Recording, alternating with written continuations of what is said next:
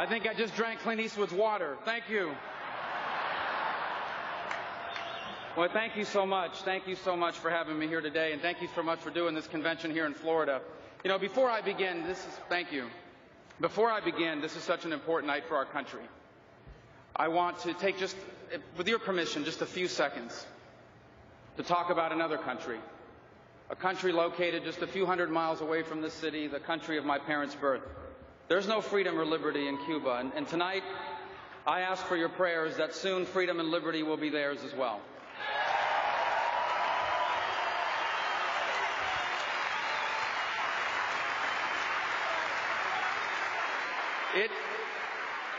This is a big honor for me. Not so long ago, I was just a deep underdog candidate. The only people that thought I could win all lived in my house. 4 of them were under the age of 10. But this is incredible when I was asked to introduce Governor Romney, who we'll hear from in just a moment. I promise you he's backstage ready to go. And so I called a few people and I asked them, what should I say? And they had a lot of different opinions, but the one thing they all said is, don't mess it up. So I thought the best way to introduce Mitt Romney tonight, the next President of the United States, is to talk about what this election is about. And I'm so honored to be able to do it here in Florida at the Republican National Convention in front of all you patriots. I watched my first convention in 1980 with my grandfather. My grandfather was born to a farming family in rural Cuba. Childhood polio left him permanently disabled. Because he couldn't work the farm, his family sent him to school. He was the only one in his family that knew how to read. He was a huge influence on me growing up. As a boy, I used to sit on the porch of our house and listen to his stories about history and politics and baseball as he would puff on one of his 3 daily Padron cigars. Now, I don't remember. It's been 3 decades since we last sat on that porch. And I don't remember all the things he talked to me about. But the one thing I remember is the one thing he wanted me never to forget. That the dreams he had when he was young became impossible to achieve. But there was no limit how far I could go because I was an American.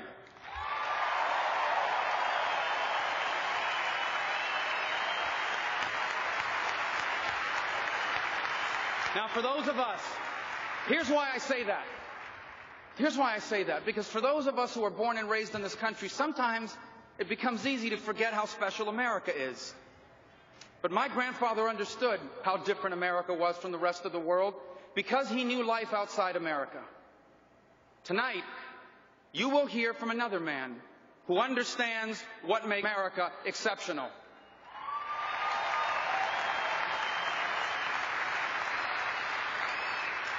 Mitt Romney knows America's prosperity didn't happen because our government simply spent more money. It happened because our people use their own money to open a business. And when they succeed, they hire more people who invest or spend their money in the economy, helping others start a business or create jobs. Now, tonight, we've heard for a long time now about Mitt Romney's success in business. It's well known. But we've also learned that he's so much more than that. Mitt Romney's a devoted husband, a father, a grandfather, a generous member of his community and church, a role model for younger Americans like myself. Everywhere he's been, he's volunteered his time and talent to make things better for those around him. And we are blessed that a man like this will soon be the President of these United States.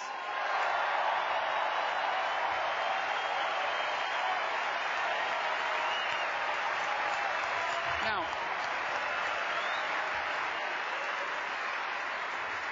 let me be clear so no one misunderstands. Our problem with President Obama isn't that he's a bad person.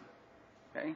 By all accounts, he too is a good husband and a good father, and thanks to lots of practice, a good golfer. Our problem is not that he's a bad person. Our problem is that he's a bad president.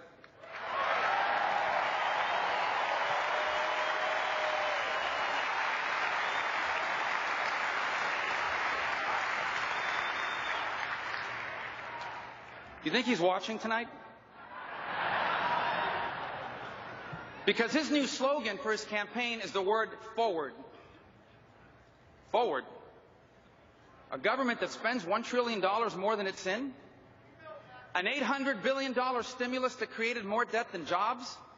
A government intervention into health care paid for with higher taxes and cuts to Medicare, scores of new rules and regulations. These ideas don't move us forward. These ideas move us backwards.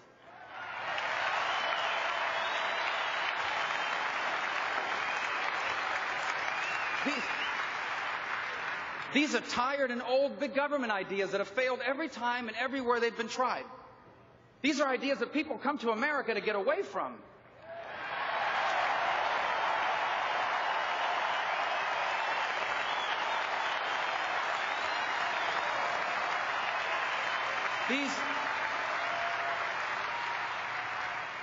These are ideas that threaten to make America more like the rest of the world instead of helping the rest of the world become more like America.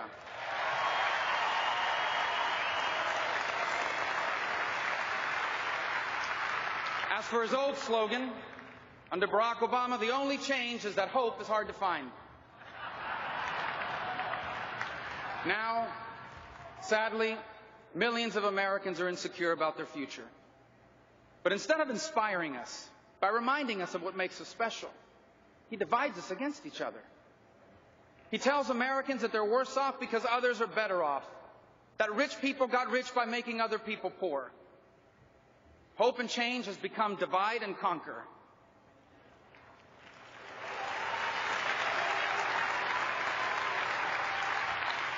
But in the end, this election doesn't matter how you feel about President Obama, because this election is about your future, not about his. And this election is not simply a choice between a Democrat and a Republican. It's a choice about what kind of country we want America to be.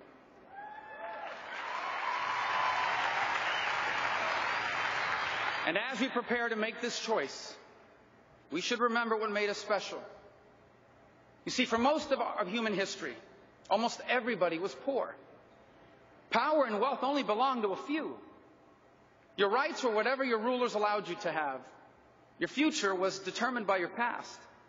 If your parents were poor, so would you be. If you were born without opportunities, so are your children.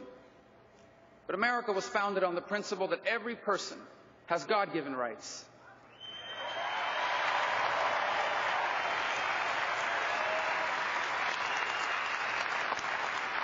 Founded on the belief that power belongs to the people, that government exists to protect our rights and serve our interests, and that no one should be trapped in the circumstances of their birth. We should be free to go as far as our talents and our work can take us.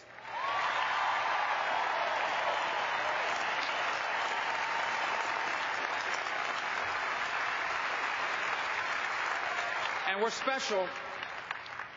We're special because we're united not as a common race or a common ethnicity. We're bound together by common values. That family is the most important institution in society.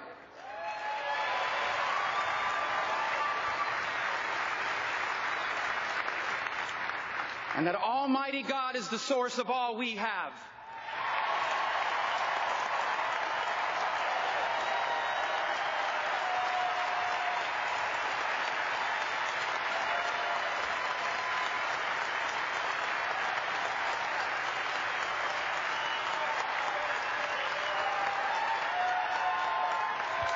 We're special. We're special because we've never made the mistake of believing that we are so smart that we can rely so on our leaders or on our government. Our national motto, "In God We Trust," reminding us that faith in our Creator is the most important American value of them all.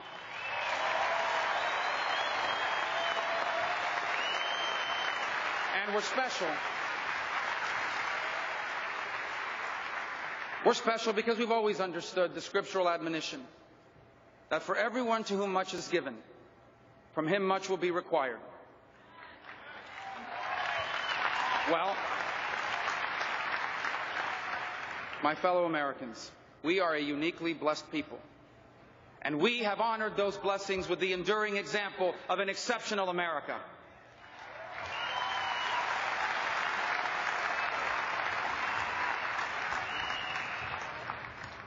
I know for many of you watching at home tonight, the last few years have tested your faith in the promise of America.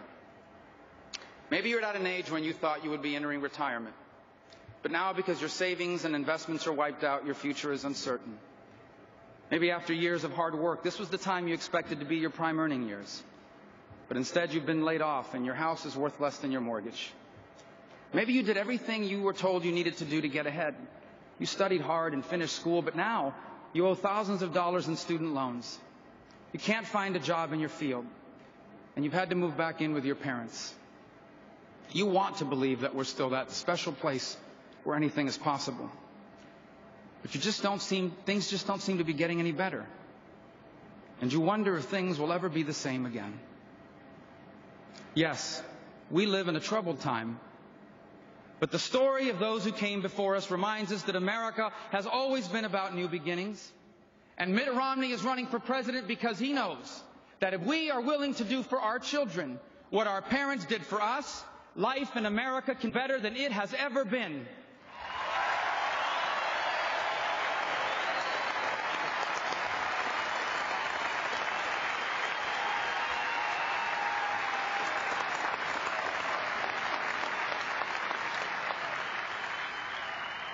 My mother was one of 7 girls whose parents often went to bed hungry so their children wouldn't.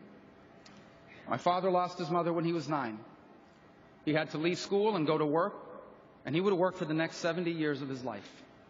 They immigrated to America with little more than the hope of a better life. My dad was a bartender. My mom was a cashier, a hotel maid, a stock clerk at Kmart.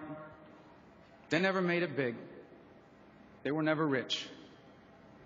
And yet they were successful. Because just a few decades removed from hopelessness, they made possible for us all the things that had been impossible for them. Many nights growing up, I would hear my father's keys jingling at the door as he came home after another 16-hour day.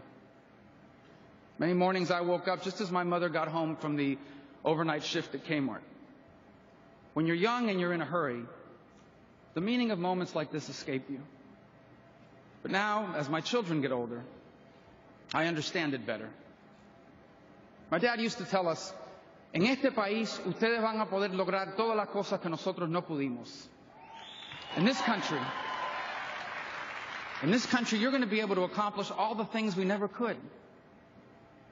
A few years ago, during a speech, I noticed a bartender behind a portable bar in the back of the ballroom. I remembered my father, who worked for many years as a banquet bartender. He was grateful for the work he had, but that's not the life he wanted for us. You see, he stood behind a bar in the back of the room all those years, so one day I could stand behind a podium in the front of a room.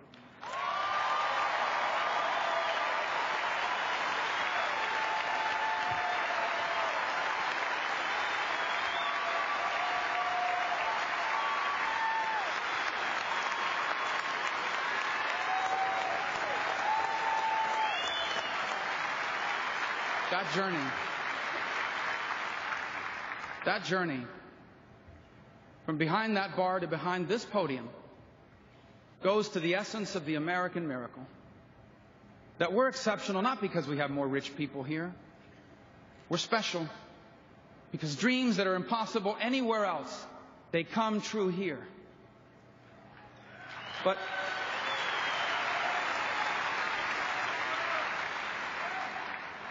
that's not just my story. That's your story. That's our story. That's the story of your mothers who struggled to give you what they never had. That's the story of your fathers who worked 2 jobs so that the doors that had been closed for them would be open for you. That's the story of that teacher or that coach that taught you the lessons that made you who you are today. And it's the story of a man who was born into an uncertain future in a foreign country. His family came to America to escape revolution. They struggled through poverty and the Great Depression. And yet he rose to be an admired businessman and public servant.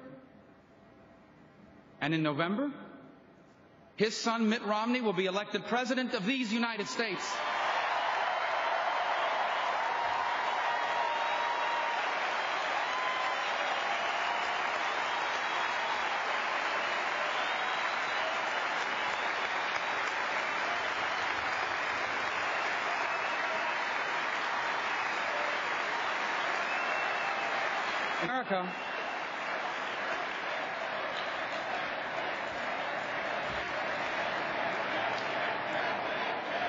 In America, we are all just a generation or two removed from someone who made our future the purpose of their lives. America is the story of everyday people who did extraordinary things, a story woven deep into the fabric of our society. Their stories may never be famous, but in the lives they live, you will find the essence of America's greatness. And to make sure that America is still a place where tomorrow is always better than yesterday, that is what our politics should be about. And that is what we are deciding this election.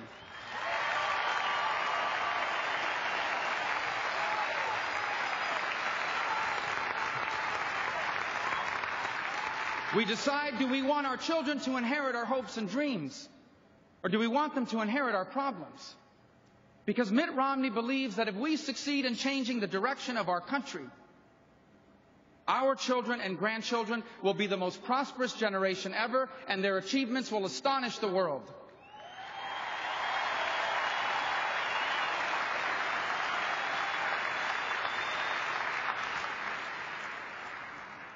The story of our time will be written by Americans who haven't yet even been born.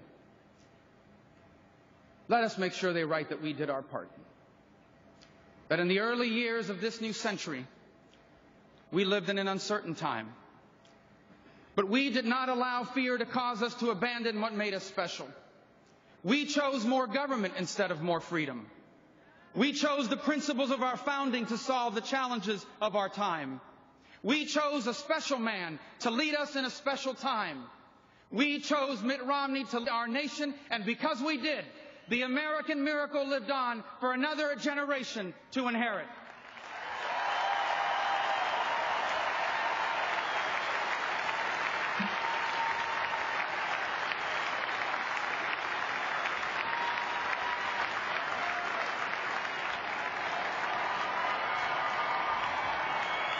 My fellow Republicans, my fellow Americans, I am proud to introduce to you the next President of the United States of America, Mitt Romney.